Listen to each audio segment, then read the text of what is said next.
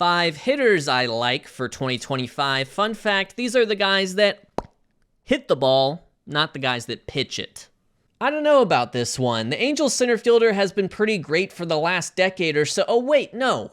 It's Jo Adell now. With Mike Trout moving over to right, there are question marks in the Angels outfield. Jo Adell was their primary right fielder in 2024, but if he's the one moving up the defensive spectrum to center, Mickey Moniak becomes a more formidable opponent for playing time. Adell has played parts of the last 5 big league seasons, and despite his draft and prospect pedigree, he's never been good and has frequently been very bad. He's never been an above-average hitter, and the most FWAR he's put up in a season is plus .2. So why believe in Adell now? Well, he improved his defense in right field to be even part of the center field conversation in the first place, as he was a Gold Glove finalist there last year, and despite his career .649 OPS and over 1,000 plate appearances, he appeared to be turning a corner. Adell entered 2024 with a career 35% strikeout rate to just a 5% walk rate, but struck out 28% of the time with an 8% walk rate. He made more in-zone contact than he's ever made, while chasing less than he'd ever chased, all while running the highest barrel rate of his career. He also tinkered as the season went on, switching from a leg kick to a more controlled toe tap in late July. He OPS'd .771 the rest of the way, though that was ended early by an oblique strain. The bat tracking data from this time reveals a slower, but shorter and more controlled swing. Thankfully, Adell has always had elite bat speed, so he can afford to give up a few miles per hour for more contact. Just imagine Jo Adell breaking out in year 6, being an above-average hitter all while patrolling center field. I like the sound of that. Rays left-handed hitters should expect a boost this year, as the team switches from hurricane-damaged Tropicana Field to Steinbrenner Field, which has the same dimensions and the same short porch in right as Yankee Stadium.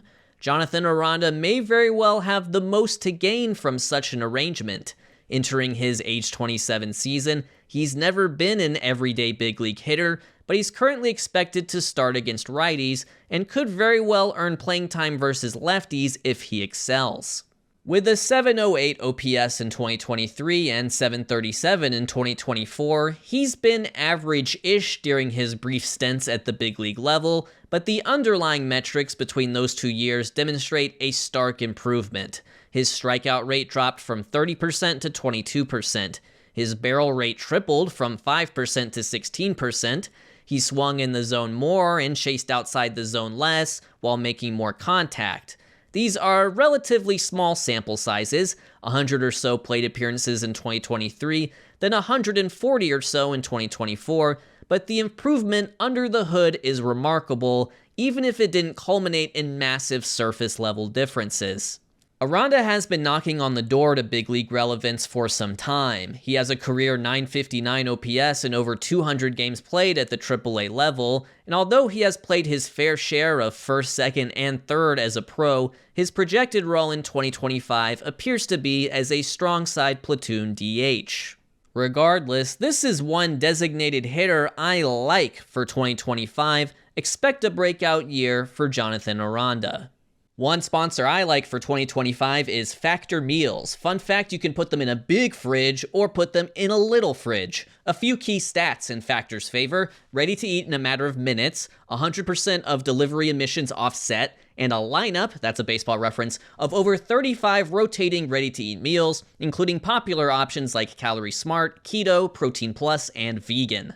Or you can do what I did, Chef's Choice. Expertly curated meals by chefs for a diverse and flavorful dining experience. A little bit of everything, if you will. One of their selections was the Green Goddess chicken. All I had to do was pop it in the dishwasher, just kidding, no dishes here, pop it in the microwave, heat, eat, and enjoy. So head to factor75.com or click the link below and use code 50FoolishBailey to get 50% off plus free shipping on your first Factor box. That's code 50FoolishBailey at factor75.com to get 50% off plus free shipping on your first box. Would you believe it? Despite some encouraging performances from youngsters and one of the weaker divisions in the league, the Pirates did basically nothing this offseason.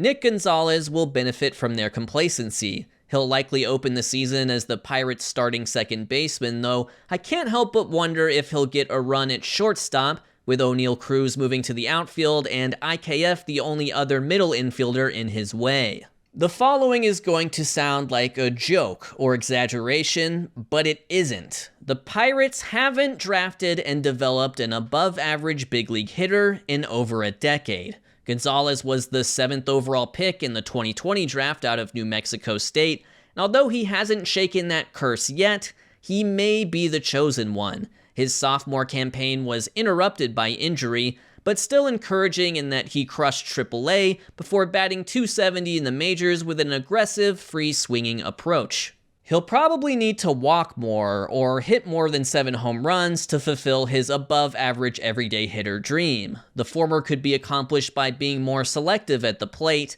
but the latter might be more likely. Gonzalez had a league average barrel rate last year and has shown some ability to pull the ball in the air. He was also one of the larger gainers in terms of bat speed between his 2023 cup of coffee and the 94 games he played in 2024. Combine that with a new hitting coach in Matt Haig, and Nick Gonzalez may very well be a baseball unicorn I like, a successful hitter drafted and developed by the Pirates. A shoulder injury and subsequent surgery ended Jung-Hoo Lee's MLB debut season before it could really get going, but there were still enough encouraging signs despite his pedestrian slash line in just 37 games of work. The thesis for his success in 2025 is actually dead simple. The only hitters who made more contact than Lee last year were Luis Arraez and Steven Kwan. That shocked me. There's a significant skill gap between KBO and MLB pitching. I didn't think he'd come over and make that much contact right away. And if he continues to make contact at that rate, he won't need to hit for much power at all to be a productive hitter. But he's already shown that his power ceiling is higher than that of Arraez or Kwan. His average exit velocity was nearly 3 miles per hour higher than those two. He had the highest barrel rate of that group and by far the fastest bat speed. Even if it's just 8, 10, or 12 home runs in a full season, if he's striking out less than 10% of the time and walking at a similar rate, that's going to add up to being a productive hitter. It's just straight up math. Not to mention the fact he peaked at 23 homers in a season when he played in Korea. He could also express that power not just through home runs, but gap to gap. He's a lefty playing in a large ballpark that features Triples Alley, and given that he is the grandson of the Wind, he has the wheels to take advantage. The premature end to his MLB rookie year will only make the sophomore breakout sweeter. The Giants will like what they see from Jung-Hoo Lee in 2025. And now it's time for 2 annual traditions at once, the catcher pick and the player yet to debut in the big leagues pick. I'm happy to make Marlins catching prospect Agustin Ramirez my selection for these categories because he's still a little under the radar. You can find him on some of the top 100 prospect lists, but not all of them, and he's only being given around the 10th best odds to win NL Rookie of the Year. Acquired by Miami in the Jazz Chisholm deal last trade deadline, Ramirez should have plenty of opportunities for big league ABs this year, whether they be as a catcher, first baseman, or DH.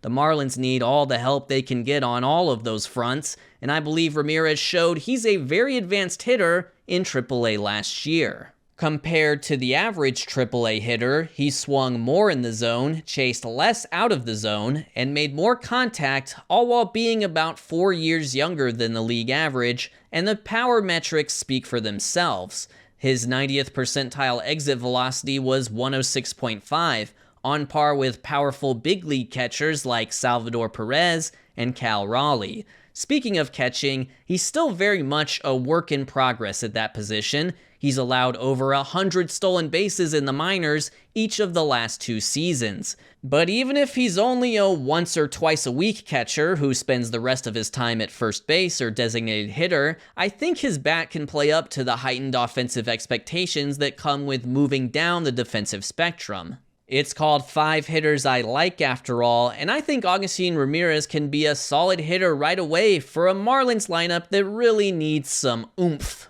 So there you have it. The 5 hitters I like play for the Angels, Rays, Pirates, Giants, and Marlins. I've made a terrible mistake.